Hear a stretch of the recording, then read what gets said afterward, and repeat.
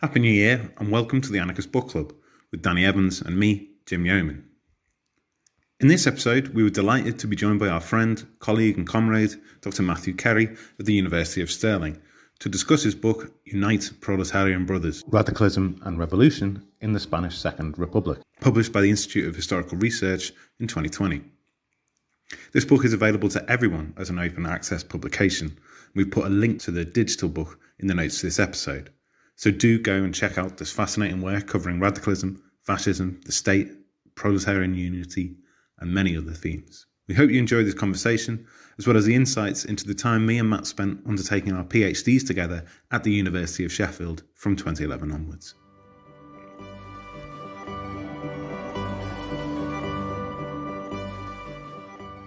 Thanks for coming on, Matt. So just to start things off, can you give us a brief sense of your book and what drew you to this topic of Asturias, radicalism, and the Asturian Revolution? Well, thanks very much for inviting me. It's great to catch up with you both. So I suppose the book, in many ways, it hinges on this revolutionary moment in October 1934, where there's this 2-week revolt that centres on this coalfield area in the northern region of Asturias.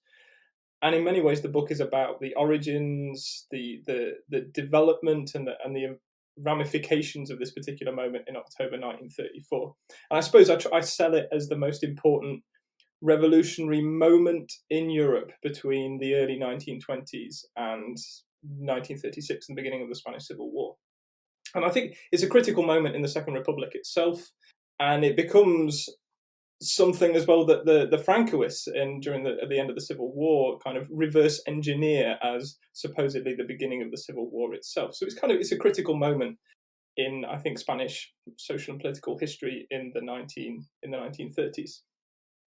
I suppose the reason why I started with this project in many ways was because of personal ties to the region, and I'd lived there for 2 years, and I was casting around for a project to work on as a PhD project. I had several ideas, and talking with my future supervisor, this seemed to be the most convincing project, the best project. And I suppose it developed from there, really. And I suppose the book that I wanted to write, or the PhD that I wanted to write, and what became the book, was very much a focus on everyday life, on trying to look at politics in everyday life, and trying to look past the trade unions. So radicalism, I suppose, is a way into that to begin with. To begin with, I wasn't really looking at radicalism at all, but in the end, radicalism was the thing that kind of held the PhD and then later the book together, I think. As you say, the book hinges on these events in October 1934 in Asturias. One theme being how these events should be defined, and you've already referred to them as a revolutionary moment and as a revolt. So could you perhaps explain what's at stake in the question about how we actually define these events as a revolution or as an insurrection or whatever? I do tend to use different words for this particular moment. I wonder how far that is now a deliberate choice. I suppose to go back to what I said a few moments ago about the Francoist kind of depiction of October 1934. For them, there's a clear sense this is a revolution that is the starting gun, justifies the military revolt in attempted coup in 1936 and leads to the Spanish Civil War. So the depiction of what October 1934 is clearly has kind of ramifications for how we understand the period between 1935 and 1936, and also the Spanish Civil War itself. And I think, understandably, scholars are very reticent to think about connections, parallels between 1934 and 1936. I suppose one of my frustrations with a lot of the scholarship on this particular moment is that there's a desire to reduce it to a one-word descriptor of a revolution, and revolution was the term that was used in the aftermath, 1935-1936, by both the right but also the left, to refer to this particular moment. In European scholarship, it's often reduced to the one-word descriptor of a strike, and I don't think a strike really does it justice either. And there's been a lot of squabbling as well over whether it was defensive or offensive as a movement. And I reached the conclusion, I think ultimately trying to reduce it to one of these words is a fool's errand, as is using either offensive or defensive. For ease during, and as shorthand in the book, I would call it a revolutionary insurrection. But I suppose what I tried to do in my analysis is try to draw out a lot of the kind of the ambiguities and the ambivalences that form part of this 2-week moment in October 1934. So, I mean, it's treated as a moment, as a 2-week period, as an event in the historiography, which makes a lot of sense. But I suppose I tried to see it more as an unfolding process that takes a couple of weeks.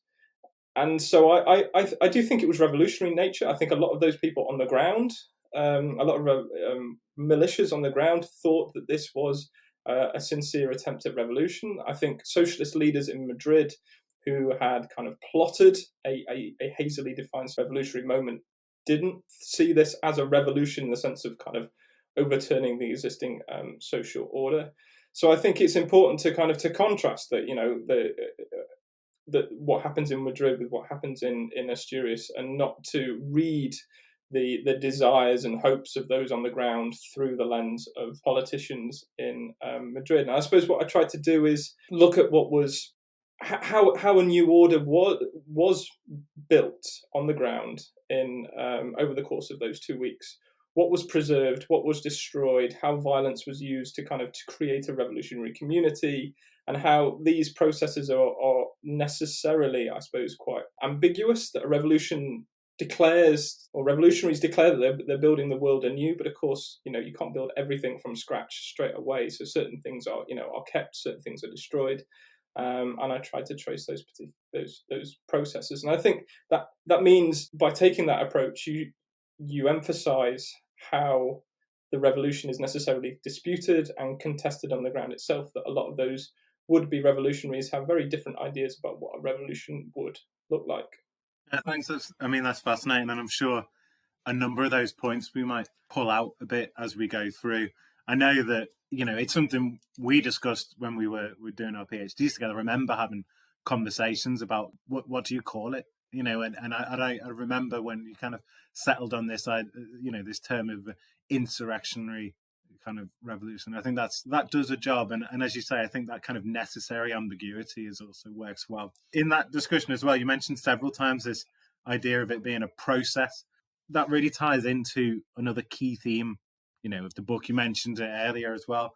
This idea of radicalism, which is something that you state you see as a dynamic concept. It's not something that necessarily means the same thing in the same context and so on. As a podcast, we say we are a radical history podcast. That I haven't really interrogated that term much myself. So perhaps you could give us a sense of what you understand by radicalism and how it helps us kind of understand what's going on in the Second Republic, in particular in Asturias. I'm glad that you've raised the kind of the conversations in the pub that we had back in the day when we were doing the PhDs, because I think I was kind of thinking about radicalism and thinking about how I wrote the PhD and kind of wrote the book that I wrote. I'm often reminded of the workshop that we went to on social movements that we were both invited to go to, and we both arrived, and neither felt that our work really fit very well within this kind of the scholarship of social movements from a kind of very social scientific perspective. And I think it's interesting that was really kind of early days, and I think since then, I think a lot of the stuff a lot of the material that I work with is very central, very closely related to how scholars work in the field of social movements. But I never saw myself as a social movement historian, and I sometimes use the terms, in some respects, through gritted teeth. That's not how I see myself as a historian. So I think, in many ways, my approach to radicalism was, I suppose, I feel that I'm something of a kind of an unorthodox historian, or I've got a bit of an unorthodox training, because I haven't approached this through coming from a background of kind of a long lineage of, say, left-wing or radical history, or of kind of collective action and social movements. That I started in many ways with the Spanish context and the idea of radicalization, which is central to understanding this revolutionary moment in October 1934, in the historiography at least. That radicalization is kind of a byword or shorthand for how you get from a situation in 1932 of Spanish socialists supporting the Republic to, in October 1934, revolting against it. And so I suppose that was my starting point for radicalization and thinking about radicalism. And then, of course, to theorize a concept, you have to kind of go further. And it seemed to me that a lot of the work, or one of the interesting things about radicalism as a concept is that it's actually really under-theorized in scholarship, as far as I can tell, at least. There is a lot of, there are hundreds, thousands of works out there that look at radicalism through many centuries of European world history, but it doesn't seem to me that it's a very kind of coherent field in its own right. That it's very different looking at kind of radical struggles in the 1970s compared to kind of the English radicals of the 17th century or something like that, and the word radical in the 19th century often has particular connotations about trying to obtain political rights, for example. So I suppose my approach to radicalism was to look at the 1930s and how I thought I could define radicalism in that period, and then think about how I could relate it to the wider context. And it seemed to me that radicalism, although those few who have tried to theorize it have tended to describe radicalism in terms of its etymological roots, that it comes from radicalis, this idea of going to the root of a problem. This didn't strike me as a particularly useful way of approaching the idea of radical, because what actually distinguishes radical from revolutionary, if it's about upturning, or going to the root of a particular problem and kind of and solving it. So I thought, for me, the radical at this moment in time seems to make much more sense in terms of kind of a way of doing politics as kind of a militant, confrontational, kind of fractious mode of politics. And this relates to a wider, or my way of thinking about radicalism historically, which is to think about radicalism as about challenges over the realm and way of doing politics in a kind of in a broad sense. So if you think about radicalism in that way, then you can draw, I think, a line between early 19th century radicals through the interwar period to the 1970s and to the present day. And so in that sense, there's no kind of fixed ideological component to radicalism, but rather it's something that is necessarily kind of historically determined. Or I think some would perhaps argue that this is quite a kind of a flexible or maybe a bit of a woolly definition of radicalism, but I think it has resulted somewhat productive for thinking through the politics of the 1930s. And I think it is more useful than conflating radicalism with communism, as some scholars have done. And it does help me to trace this idea of, I suppose, kind of conflict and coexistence, which is, I suppose, in many ways at the root of the book. Yeah, I think that's really helpful, and to me it makes sense. If you ever work, we're faced with the reality of that the word radical is used in so many different contexts, then understanding it as historically produced, as historically contingent, is, I think, like a very sensible sort of starting point from which to understand it. I suppose with this conversation, we've started off in the middle, really, by looking straight away at the revolution or revolutionary moment of October 1934. Now we've taken a step back to try and understand how we might think of the politics of that process as radical, or as like a moment of contestation. And I think the way that you link that to a process, like a broader process of radicalization, really helps to understand this radicalism of 1934 as being historically produced. I think we now probably need to take another step back to understand where this process of radicalism is coming from. To do that, I think that we could look at one of the themes that you address early on in the book, which I think you do really well, is in terms of like framing the Republic as contested space, right? Both conceptually and in terms of its institutional existence, and in particular with regard to how the socialists, both the political party and the trade union, the UGT, related to the Republic as an institution, both in theory and practice. So, I mean, would you mind like elaborating on that, especially like from the outset of the Republic, how the socialists conceived of their relationship to this new state, particularly with regard to things like labour disputes, and how that sort of theory played out in practice? Yeah, certainly. And I think it's important again to contrast kind of the national or kind of the Madrid, the picture from Madrid, and also what's going on the ground in somewhere like the Asturian coalfields. So I think, and this is something that's been kind of emphasized many times in the historiography.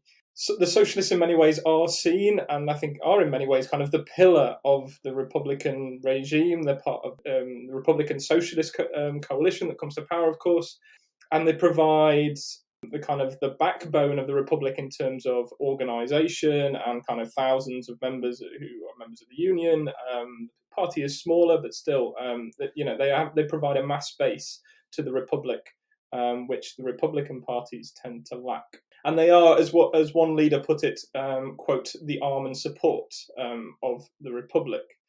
And in the Asturian coalfields, the socialists are the majority political force in many ways. They form the kind of the main union in the coalfields, and then there is a rival union in 1931. Well, there are two rival unions. The main rival union is formed by anarchists and communists. And that union breaks up over the course of the late 1931 through 1932 because of tensions over having a communist leadership and an anarchist rank and file who really don't get on. And then there's a much smaller and kind of really moribund union, which is Catholic. The socialists collaborate. It sounds like quite a charged term, but they very much kind of contribute enthusiastically to the construction of the Republic. There are socialist ministers in government, and Largo Caballero is Minister of Labour, and he sets about improving the kind of working conditions, legislation for workers in Spain, but also very much favours building or adapting and building on existing mechanisms to help bolster the support of the Socialist Party. And I think this has been shown before that his way of approaching labour issues was to think about how he could use the levers of state power to bolster and strengthen the strength of the UGT, the Spanish Trade Union Federation, at the expense of the CNT, for example, the anarchist Trade Union Federation. And so certainly the kind of the socialists are kind of this arm and support of the regime, but at the same time it is interesting that in the coalfields, and you see this on a national level as well, there is still a distinction between, we are going to support this regime and also this isn't actually our regime. You see councillors, members of the Socialist Mining Union in Asturias in April 1931, so at the beginning of the Republic, May 1931, saying, okay, we're going to support the regime, and this is much better than living under the monarchy, but at the same time, this isn't kind of the final utopia that we seek.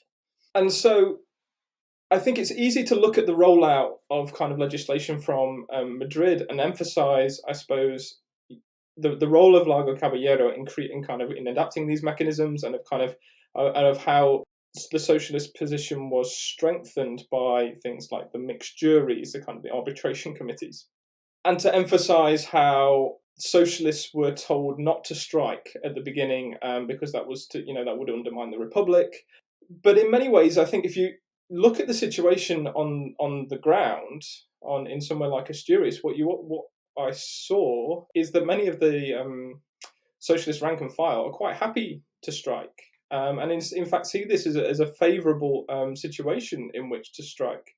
Not only are they striking to try and obtain some of the benefits of the Republic, to try and force improvements in pay, in conditions, in the mines, etc. But they also see a sympathetic administration which wants to quash strike activity as much as possible, and therefore, for socialists, that's actually quite conducive to meeting trying to meet their demands in many ways. I think a lot of the historiography has emphasised how socialists actually didn't strike at the beginning of the Republic, but actually it seems in Asturias at least that this was quite common. I think it's also important to look at the local level from the perspective of, or taking a critical eye perhaps to some of the kind of the maybe the emphasis on kind of political labels when it comes to looking at things like strike action. So it's easy to see For example, in the Asturian coalfields, the local municipal administration are in the hands of Republican socialist coalitions or in the hands of socialists in certain areas. But what I think when you look at strikes at the beginning of the Republic between 1931 and 1933, which are called by socialist miners, they're also anarchist and communist miners, anarchist steel workers in somewhere like La Felguera, you often see that local politicians of different stripes of kind of Republican and socialist are desperate to actually try and mediate and sort out these particular issues. So I think the situation might be different in different parts of the country, but it's clear that there are. I think we need to be careful at times at looking at how using ideological labels as perhaps as a filter to the way that the political practice worked on the ground. I also think, and to move forward to 1932-33. One of the ways that I've tried to approach the trade union, at least, and one of the things that I wanted to do with the socialists was to try and decenter kind of union organisation in some respects from the narrative anyway, and to look at daily life and to look at the rank and file. There is a tendency, I think, to look through the statements of the socialist leadership of the trade union and to think this is what kind of the rank and file thought, and the rank and file followed what the leadership wanted them to do. But actually, you see a lot more dissidence and radicalism and also alienation of the rank and file than is often seen to be the case. So the socialist leaders are actually, as the coal industry is really struggling in 1932-33, they reluctantly call a couple of general strikes in the coalfields, which actually the rank and file are on board with. But the solutions that are negotiated by the socialist leadership, because the union works in a very kind of hierarchical manner, are not actually they don't actually work at the end of the day. And through not actually working, what they actually end up doing is alienating a lot of the rank and file over the course of 1933. And I see this as, I suppose, is one of the forces that drives radicalism through 1933 is the kind of the socialist trumpeting of the solutions to problems in the mining industry, which actually get nowhere in actually solving them. Certainly, I mentioned the importance, I suppose, of mediation and local politicians in trying to sort out strike activity. This becomes, interestingly, in 1932, there's a particular case which is made difficult by national legislation. So in La Felguera, which is a steel town which is dominated by the CNT, there is a long and fractious strike involving quite heavy-handed work or policing by the civil guard, and the councillors in the local area are desperate to try and resolve this 9-month strike, which is really putting a lot of pressure on them. It's putting a lot of pressure, understandably, on the local community. But it's the civil governor at the regional level who is refusing to recognise that the CNT can be a legitimate representative of the workers in this particular conflict because of the new law of associations. And so it's interesting that at the local level, the politicians are desperate to try and sort this out and desperate for some sort of dialogue. And I think the CNT at the local level is quite happy to talk to the mayor and to some of the councillors, but it is the governor who is creating real problems for the resolution of this conflict. Down the road, at more or less the same time, there's a very, very different situation where there are a load of unemployed miners who start basically digging away at coal, which is near the surface, and they are organised. They're unemployed miners. They're organised in many ways by the local communists, and there is a socialist administration in this particular municipality which comes down really hard and refuses to help in any way in mediating between the demands of the mining company that owns the land and those men who are basically trying to earn some sort of living by digging and selling coal. So I think there's an interesting tension there between the way that the kind of socialists operate and Republicans operate at different levels of the administration, which sometimes works in accordance with our ideas about how the Republic works and what the legislation of the Republic does, and sometimes works a little bit differently. One thing your book really does well is using that kind of socialist majority in the Asturian coalfields to not only to explore these local dynamics, but to see how that then, anyone familiar with the history of the Spanish Second Republic, will find echoes of those particular labor disputes or the local kind of grievances and disputes within and kind of between different political groups. You'll find echoes of that all over Spain at that point, and then the kind of national story. I found that passage that you mentioned there very interesting, where the miners are calling for general strikes, and then Soma, the miners' socialist union, are mediating, and they're getting demands met.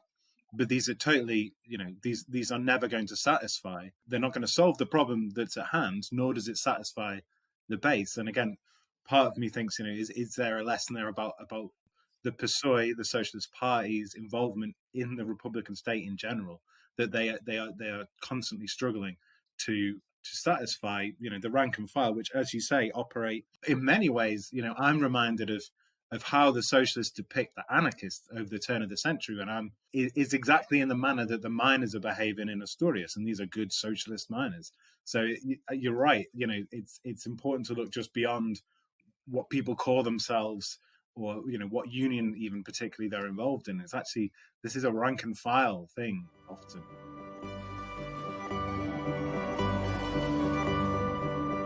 Kind of left us there in the narrative in 1933.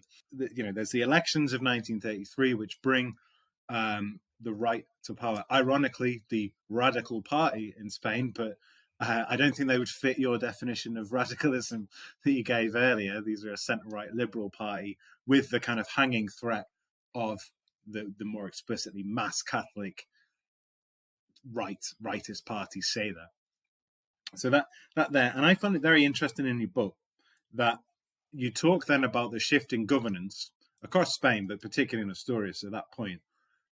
But the real focus of what you're talking about is policing. And policing becomes the main theme then, really, up to the revolution, and then obviously afterwards. And it's this relationship with policing, and I think really pulls out this relationship between, the people of Asturias and the state. What I try to do in the book is provide, I suppose, some sort of arc or process of kind of radicalization that kind of Danny alluded to in a moment ago as well, in which there is, there's a new context of a republic, and what it means to be radical shifts greatly. It's much easier to be kind of a radical anti-clerical dissident during under a monarchy. Suddenly, when you're under a democratic republic, what it means to be radical, might look slightly different, particularly from a socialist perspective as opposed to maybe a communist or an anarchist one.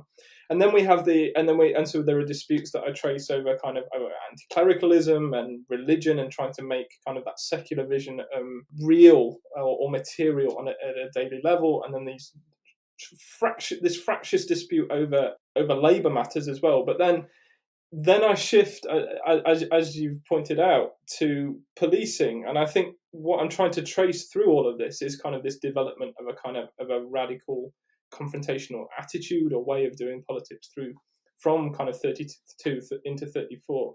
And I think, as you say, it's the elections of late 1933 that do really change things, or rather, they are interpreted as changing things. And I think they kind of activate some of that radicalism that has been brewing, I suppose, in some respects over the previous couple of years. So I try to show how fascism and policing work together through 1934. So from the early 1933, there is an increasing use of the word fascist in the local press and this is the socialist press that I'm mainly relying on here, there are lots of people writing in from towns and villages in the coalfields starting to use the word fascist. And they throw the term around. They accuse anarchists of being fascist. They're not sure what fascist actually means in Spain. Can a Catholic actually be a fascist? Hitler doesn't quite look like what the Spanish right looks like. And so it's kind of thrown around a lot in 1933, and the socialists at the local level expect to win the elections. and they kind of laugh at the political right for trying to drum up support locally. But then, of course, you have this moment of the elections and the loss, I suppose, of the socialists on a national level, and the rise of conservative, radical right of feather, and the installation of the radicals in power. And as you say, they're not really that radical at all. It does really shock a lot of militants on the ground in Asturias, and they started, counting a lot of trying to count votes, trying to account for people, trying to account for how many people voted for the right locally. That even if the socialists won at a local level, they can't understand how there were 150 votes for the right, for example. That and this is often undertaken in kind of a sort of Marxist way of doing things, that we count the pharmacist and we count the local mining engineer, and we can count half a dozen members of the bourgeoisie, but we can't account for 150 votes. So their idea of what their local community looks like is really shaken, and so this means that fascism probably does exist locally, but it's kind of a subterranean, hidden, conspiratorial threat, and they're not quite sure who is the fascist or where they are. And I suppose what I tried to show with the question of policing is this sense of how policing functions in tandem with those fears or denunciation of fascism, which is happening kind of in the local political sphere in 1934. So it's become something of a kind of a commonplace, I think, amongst some of the scholarship to emphasize how, in the wake of the elections in 1933, yes, there was quite a sea change in the nature of the republic at the local level, at the national level, but there wasn't an actual rollback of a lot of the legislation, and a lot of the local authorities carried on as normal in many ways until 1934, after which many of which were replaced. Okay, legislation was frozen, but a lot of it wasn't actually overturned. Now, to an extent, that is true, particularly I think when you look more at labour matters. But there are emblematic things like increasing the number of police, like reinstating the death penalty, and also a turning of the screw in relation to public order policy, which I think really, in somewhere like Asturias, does bring home quite literally how the nature of Republican politics had changed. And I think for many socialists, and also for Republicans at the local level, they find this as this creates a certain amount of crisis and a certain amount of alienation from the Republican regime. So you see in spring 1934 that there are a number of kind of escalating waves of protest and repression on the part of the police. What the police are, the civil guard and the assault guard are doing, or one of the things that provokes particular anger is, to begin with, they start searching miners' bodies for weapons on the way to work, frisking them on the side of the road, looking in their food baskets. One thing that provokes particular ire is going and searching homes when these miners are at work. This kind of violation of the domestic space provokes a round of strikes and also demonstrations by women, and women are often quite prevalent at this moment in time in this kind of protest. The local councils get quite irate, and this is not just socialists and communist councillors who are involved in this, the Republican councillors. And the civil governor at this moment in time is quite happy to sit back and not get involved in all of this in many ways, or rather not to get involved in mediating between these different interests. So what you see is an increasing kind of spiraling of conflict in 1934, in spring 1934, of these kind of searching for weapons, of not find anything, of arresting a few individuals, and protests resulting from those arrests, then arresting the ringleaders of the protests, who are arrested on spurious charges. And so this, I think, just ratchets up this kind of radicalizing process, but it also creates an important gulf between the socialists and the regime. And I think I think it's particularly interesting how they start to use words like razzia, which refers to kind of the ransacking of an individual's home in Northern Africa. It's a word, I think, that was imported from Algeria. maybe Morocco, which is about the language of colonial violence. And there's a sense that even before October 1934, there is a sense of a kind of an occupying army. In fact, by the end of August 1934, so a month before the insurrection starts, the socialist press is talking quite openly about the Spanish police force as an occupying force in the coalfields themselves. And this kind of panorama of policing, which I think is brought home to individuals and brought to people's homes in 1934, connects with the fears around fascism, the language of fascism, how it's being used locally, but also the wider panorama of fascism. So they are looking to what's happened in Germany, but they're also looking to what's happened in Austria, where Dollfuss has started to, or is building an authoritarian regime by, to use Tim Kirk's evocative term, kind of salami slicing away at the socialist movement. So that I think there are a lot of the kind of the rank and file and also leaders who are thinking about how fascism does not arrive through necessarily a coup or some sort of march on Rome. Fascism can arrive by simply being slowly built from above. And so I think a lot of the way that policing operates and happens in these waves of protest in 1934 really does provide evidence, or is interpreted as evidence of this is the way that Spain is going and that action needs to be taken to stop it.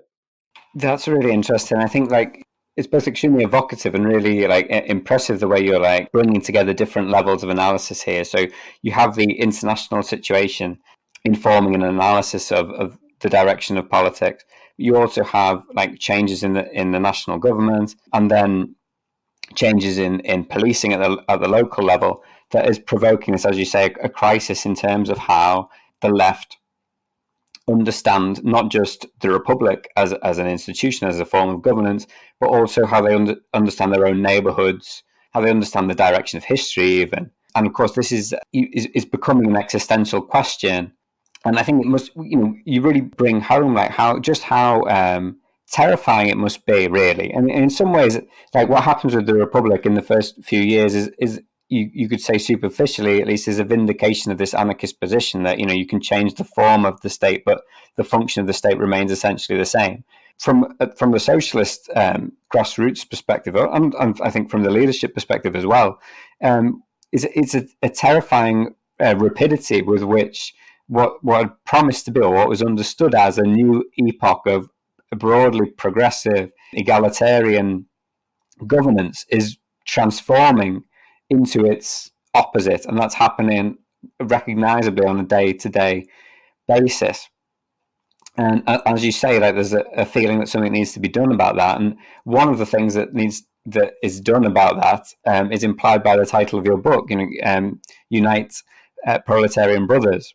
Could you discuss the significance of that sentiment and how that sentiment manifests in the Workers' Alliance, which is an experiment in proletarian unity, and what about it is specific to the region of Asturias as opposed to what happens elsewhere in Spain? So, Unite Proletarian Brothers, in some respects, is it's a quotation. I think it's important to make that clear, particularly given it talks to brothers as opposed to comrades, as opposed to sisters, or anything like that. So, Unite Proletarian Brothers becomes a password. In fact, in the revolutionary insurrection, it becomes a badge of identity. And in fact, it's something, I opened the book with this, that would become kind of a symbol of the revolt in its aftermath, and people would spray UHP, as kind of political graffiti.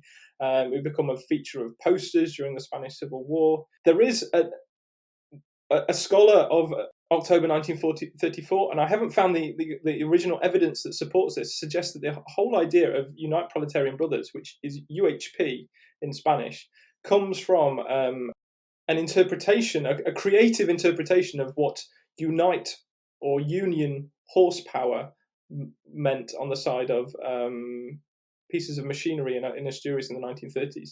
So supposedly they had UHP written on the side, and this was reinterpreted as Unite Proletarian Brothers. Whether that's true or not, I have no idea.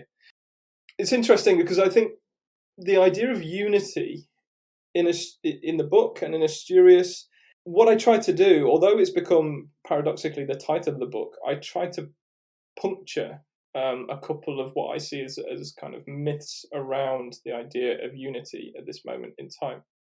So I think the way that Asturias has been written about traditionally is that there has been an emphasis on the rivalry kind of between particularly the socialists and the anarchists, also the communists as well, through the Republic until 1934. Then there is the signing of this Workers' Alliance.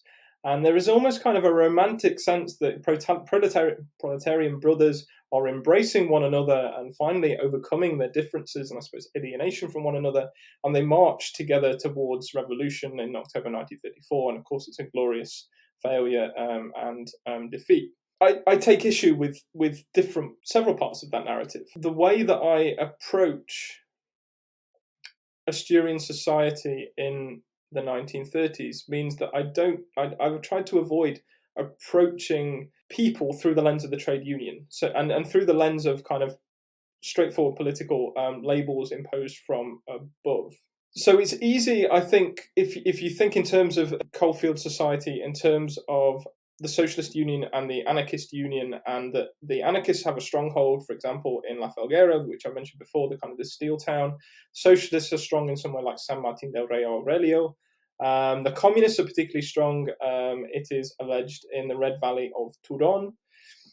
But actually, the way that I've tried to approach things shows that there are anarchists everywhere, there are communists everywhere, and there are socialists everywhere as well. And there is, despite the tendency to emphasize how these groups were kind of alienated or isolated from one another in daily life, the evidence from the newspapers from the beginning of the Republic shows a real kind of intimate knowledge and a lot of fractiousness between these different groups, yes, but also kind of the possibility, I would argue, of solidarity as well, despite their differences.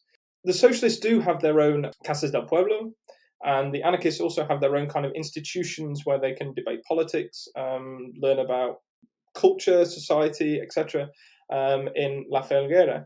But in a lot of places, there are shared spaces. And in a lot of minds, there are not just socialists, but there are anarchists and there are communists as well. So there is a certain sense in which there are workplace assemblies, there are kind of debating platforms where these different groups are actually engaging one another on a daily basis, or on a relatively frequent basis at least, and working with each other on a daily basis, and also cohabiting in the same towns and villages.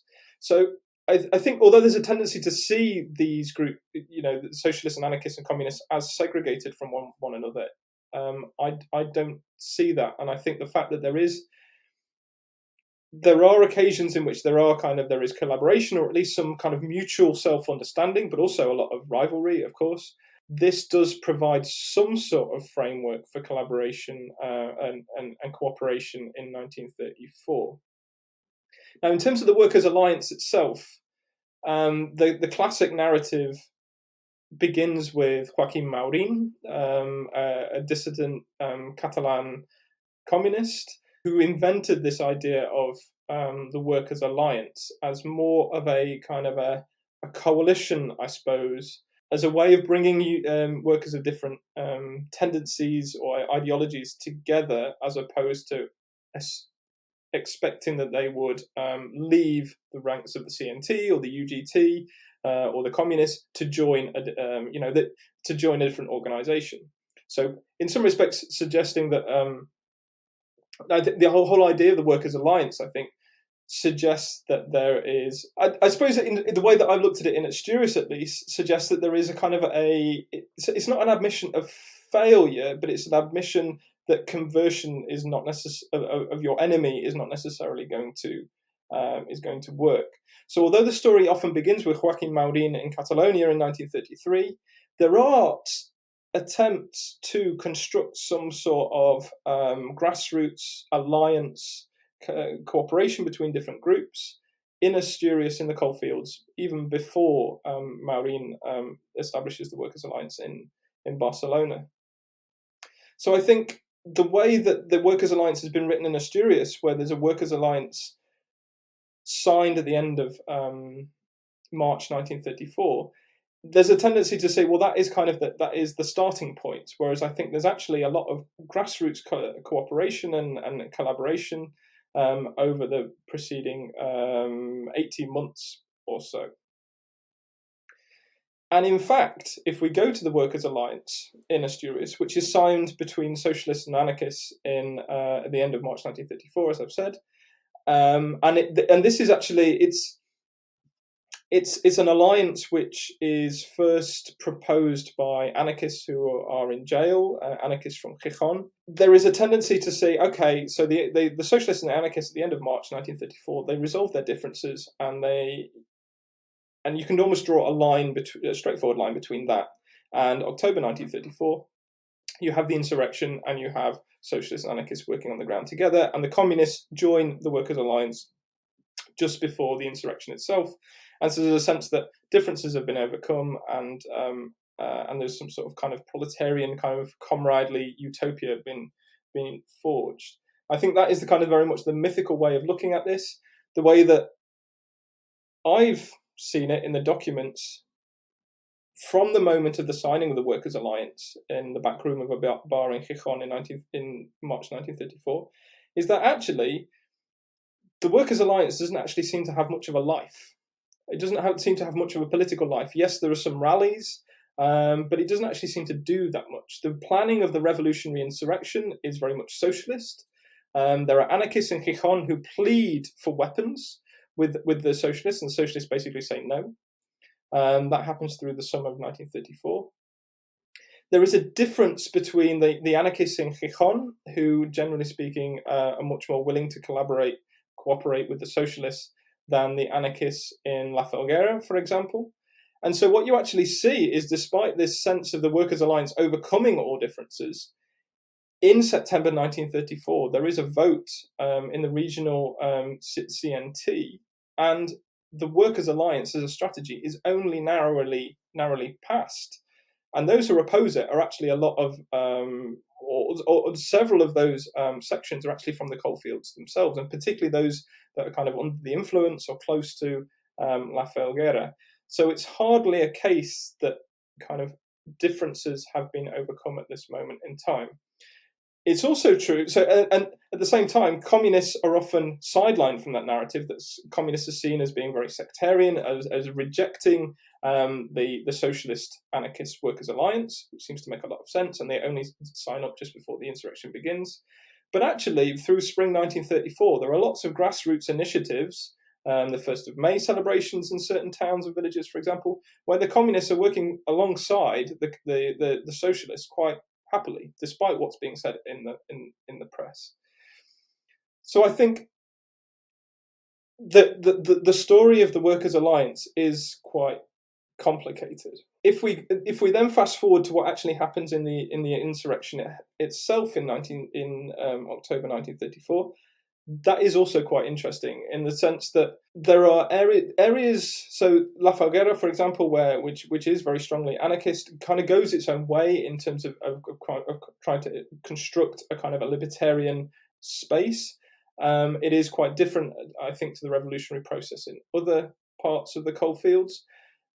But in many areas, political authority or revolutionary authority is expressed on the ground over the course of the revolution. It's through the hands of local revolutionary committees, and what there is a commitment at the local level between different groups to work with one another.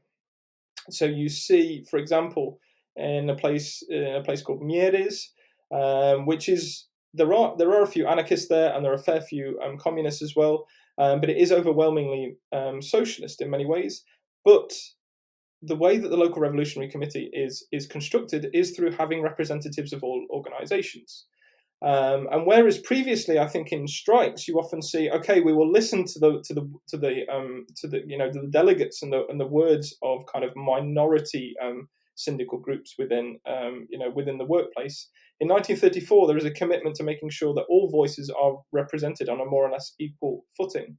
And for that reason, you see dissident communists, Trotskyites with very few, there are literally a handful in Asturias at this moment in time. They do have representation on these kinds of committees.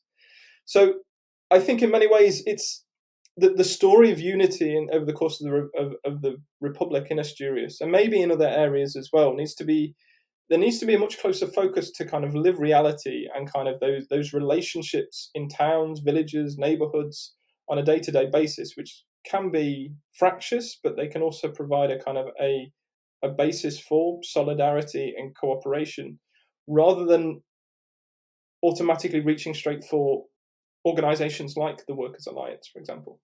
Unity is always such a fascinating word, whenever I encounter it in my research in Spain, and I'm sure it's true elsewhere. I mean, even if you look, going back to what you said about the kind of trying to change what people mean by it, the founding congresses of the CNT, and I believe they do it at most congresses, is, they constantly saying we need to unite with the UGT, we need to unite with the socialists, by which they mean, they want the socialists to stop being socialists and to be anarchists. So what you're depicting there does seem to be different, even if it's not quite, the Workers' Alliance isn't quite the solid kind of, image that it has.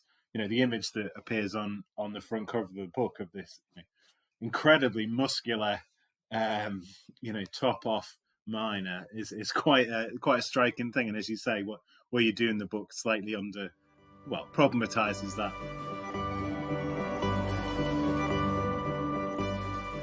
Moving into the revolution and then out the other side, I suppose, in terms of how we think about those weeks in Asturias and what happened afterwards.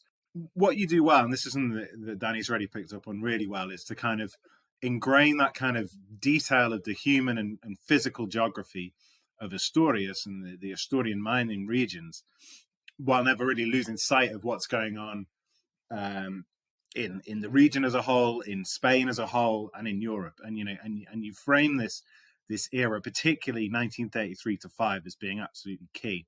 Not only do you have the Nazi ascension to power, but as you say, it's the Austrian example that recurs and often kind of strikes me as the one that seems to be the kind of the real touchstone for many people, which might surprise some readers that they're so kind of clued in. But then if you think about being in Europe in 1934, after Germany's the Nazis have already seized power, then maybe you do look to Austria, one of the largest socialist movements around, and see what's happening there as a different type of example.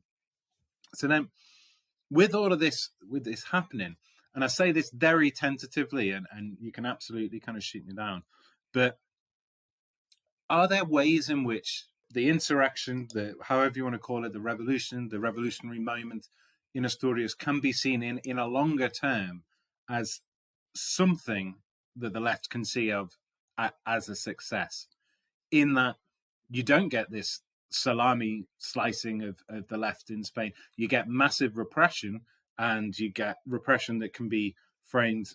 You make a very interesting point that the repression is coming from, it's a right wing, but it's a democratic state.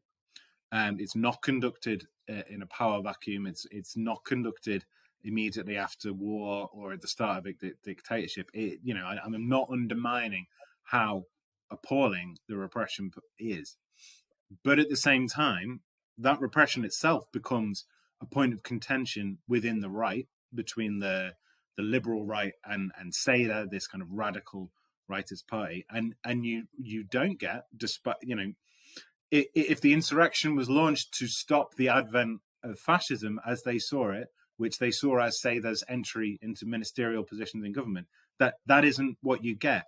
And then you get this fascinating period after 1935, after the long 1935, when it's this real, what you call a quarantine, really, Asturias. You then get elections which the left win, and again, this kind of, in a European context, this is very different.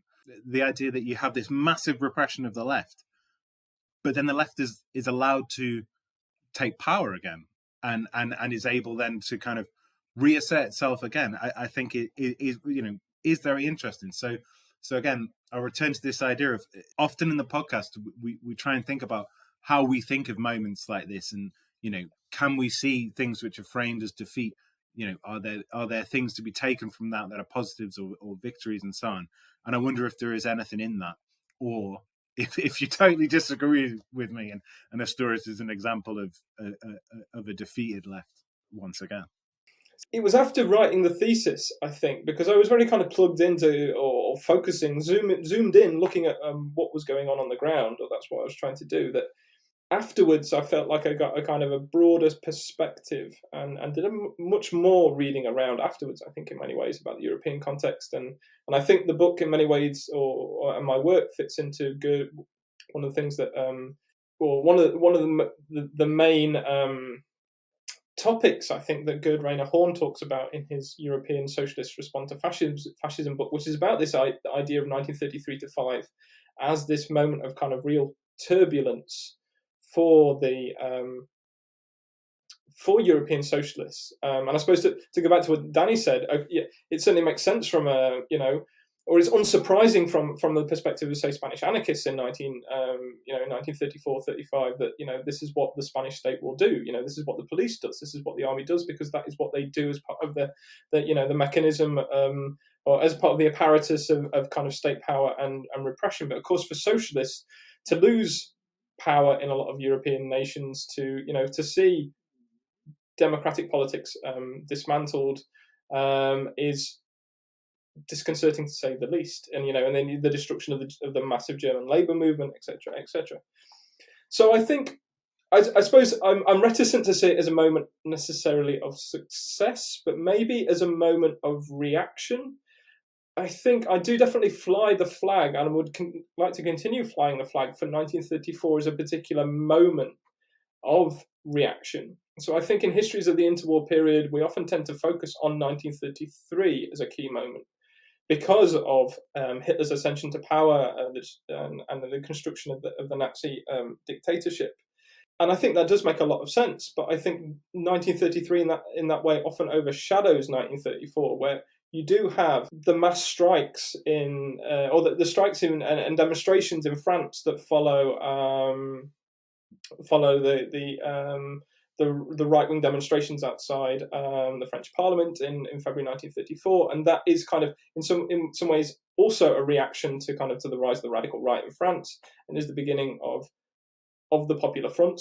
It's a long and winding road, but it's seen as the beginning of the road to the Popular Front. And you also have, as you mentioned, this moment in Austria, the so-called Austrian Civil War, the destruction of the Austrian socialist movement, which is kind of a disaster for European socialism. But I think you can see that, the attempted insurrection by Austrian socialists. You can see what happens in France in February 1934, and you can group it together with what happens in Asturias, and also other smaller episodes that are out there as well, like there are mass strike. There is kind of a sort of strikes uprising, as I understand it. There's very little that I can get hold of in English about this in Amsterdam, in response to cuts in terms of welfare, kind of benefit payments, and tanks are drawn out onto the side of canals in Amsterdam. And so I see this kind of 1934, if 1933 is one of kind of the rise of the right and kind of the destruction of the left and a certain sense of kind of paralysis and kind of crisis, in 1934, I think you have these moments that do serve to kind of, maybe they don't puncture the kind of a fascist balloon, but they do show that there is a left there that can react to these things. And I think it is interesting that despite the vast repression that happens in Asturias after October 1934, and the disarticulation of left-wing organisations that have to operate underground, the destruction of the press, military occupation in many ways, there is still the odd underground strike. There is still some sort of clandestine organisation. There's a certain amount of kind of resilience there, even if it is very difficult to operate as any kind of left-wing organisation in Asturias after the defeat of the revolutionary movement of October 1934. So I suppose in some respect, I'm not sure about a success, maybe a reaction. And I think definitely between 1934 and 36, I mean, what I'm saying here may be a function of the press that I've read. It may be completely a product of the sources, but it does seem that there's an increasing awareness as well of the international context and of the stakes involved in in politics at the local level and how they relate to the national level in that particular period. And so by 1936, there are rallies being held to try and kind of in defense or in solidarity with Brazilian communists, for example, that are being that are arrested in 1936. So I think there is a sense that these events and the repression, I suppose, even in the police actions in early 1934, are helping to kind of engender a kind of an international consciousness in many ways. Whether that is also a success, I think it's certainly a motor of of activism and a motor of radicalism at that moment in time. Yeah, I think that's very convincing.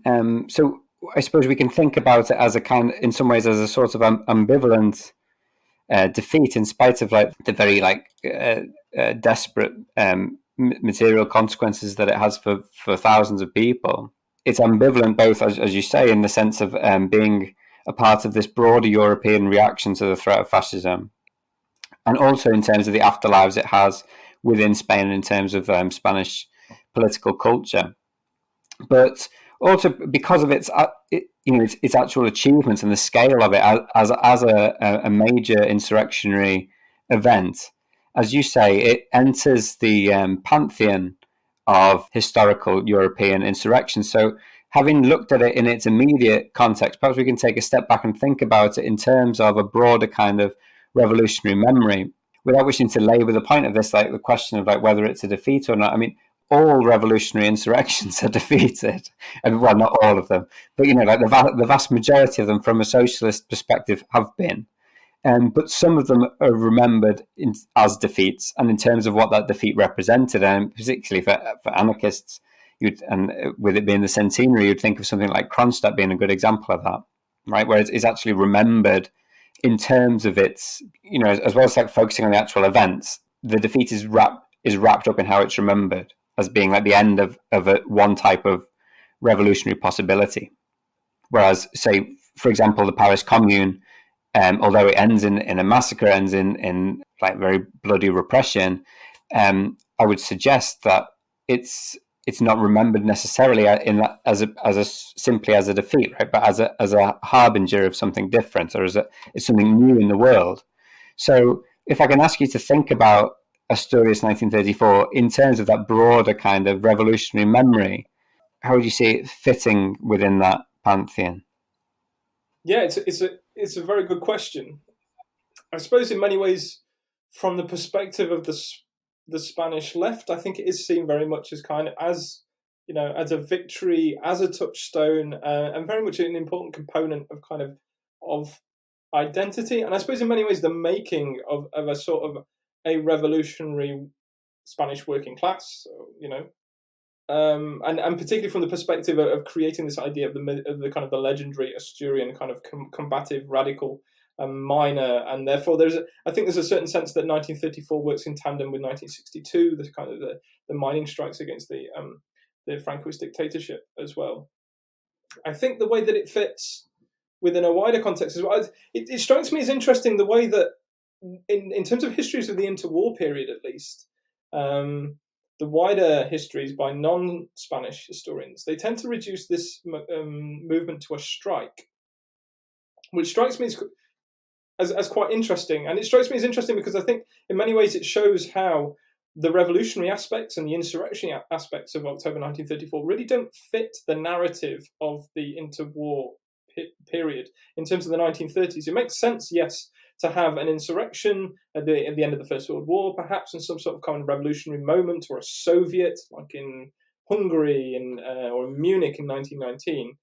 That makes sense historically. But for the 1930s, revolutionary politics a revolutionary moment doesn't exist outside of the beginning of the Spanish Civil War, I think. So I think in that way, it is, from the point of view of the historiography, at least, I think in many ways it is overlooked. In terms of how it fits within the wider and the longer history, it's clearly, it's interesting that in early 1936 it was called a commune, and there was a clear sense, I mean, because the parish commune, of course, was so important in kind of the way that a lot of the militants on the ground understood history and understood revolutionary precedents. It's perhaps unsurprising that in defeat they referred to the idea of a commune, which does make a lot of I think in many ways commune was associated with defeat for them, which is why they didn't call it a commune in October 1934 itself. There is something about October 1934, and this is an argument that's been made by David Fruith, who wrote the first kind of work on October 1934, and to me it makes a lot of sense.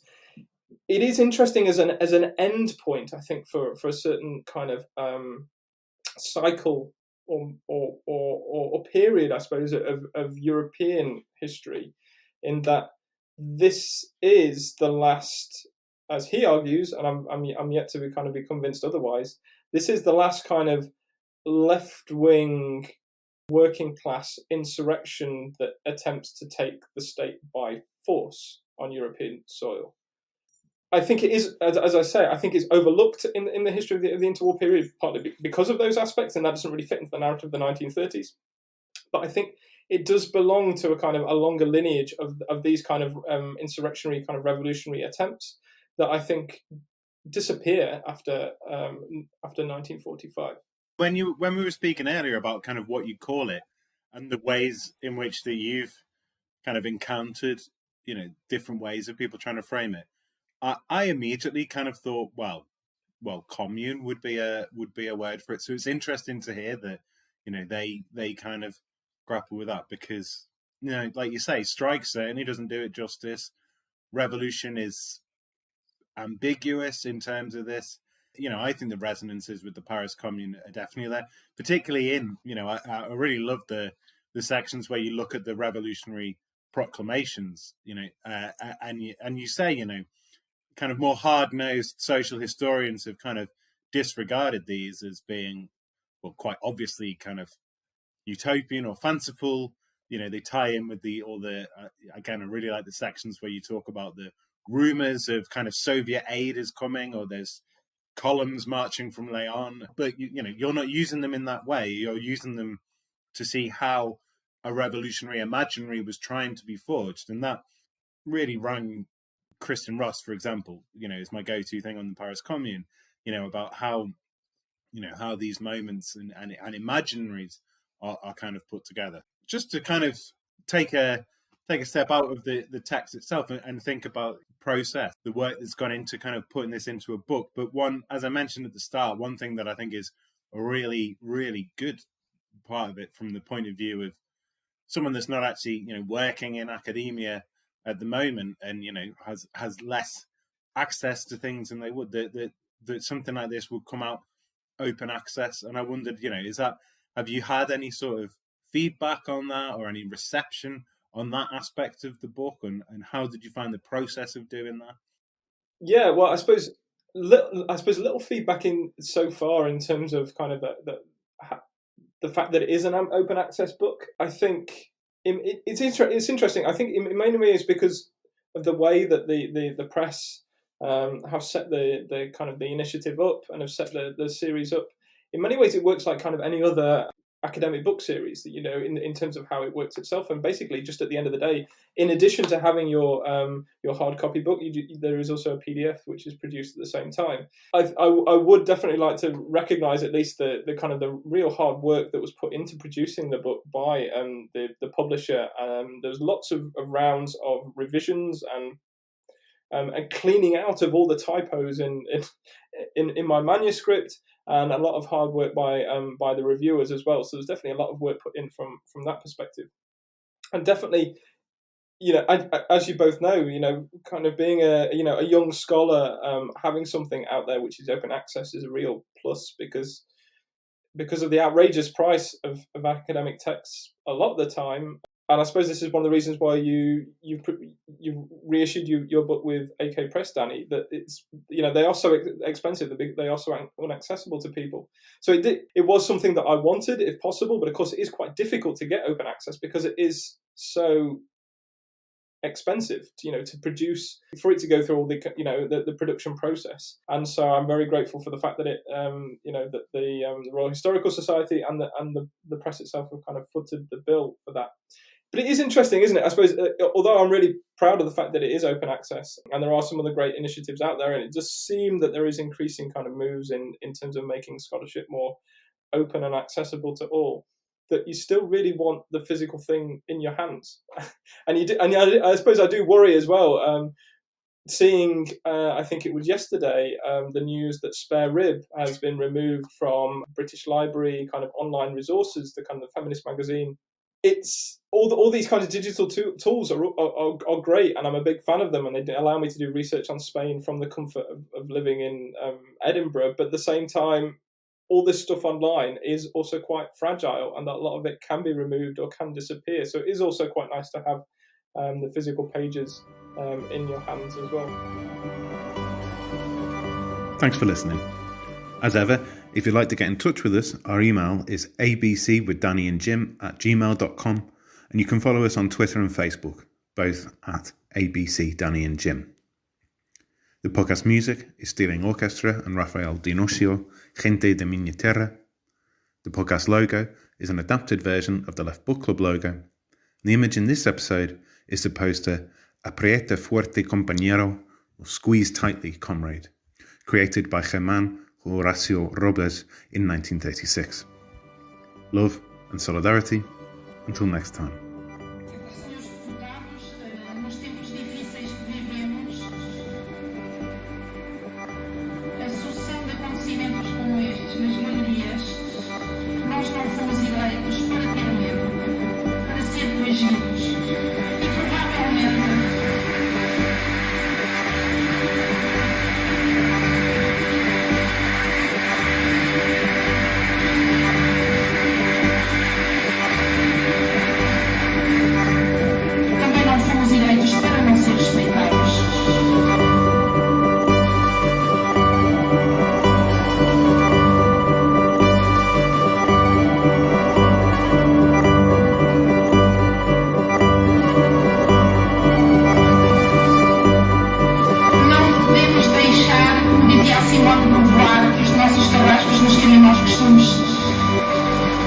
Senhor Secretário de Estado, faz favor,